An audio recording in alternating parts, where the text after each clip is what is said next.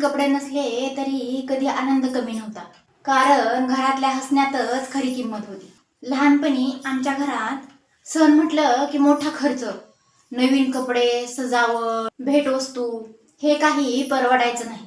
तरी पण आम्ही सण मनापासून साजरे करायचो. दिवाळी आली की घर स्वच्छ झाडलं जायचं, भिंतींना गेरू आणि चुना लावला जायचा. तीच आमच्यासाठी सर्वात सुंदर सजावट होती. आजूबाजूला फुले, दिवे लावले की घर अगदी चमचमत वाटायचं. नवीन कपडे नव्हते, पण आई जुने कपडे धुवून इस्त्री करून एवढी छान करायची की अगदी नव्यासारखी वाटायची आणि आम्हाला ते जगातील सगळ्यात सुंदर कपडे वाटायचे. पण सगळ्यात मोठा आनंद होता ते म्हणजे आईच्या हातच्या गोड पुरणपोळी.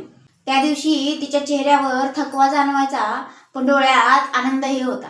आज हजारो रुपयांची सजावट, महाग कपडे, पॅकेटमधील मिठाई मिळते, पण खरं सांगायचं तर त्या गरीब दिवसात साजरे केलेले सण जास्त गोड असायचे. आताच्या सणापेक्षा पूर्वीच्या गरिबीतल्या सणात खूप जास्त गोडवा होता. खरं समाधान तेव्हाच मिळायचं.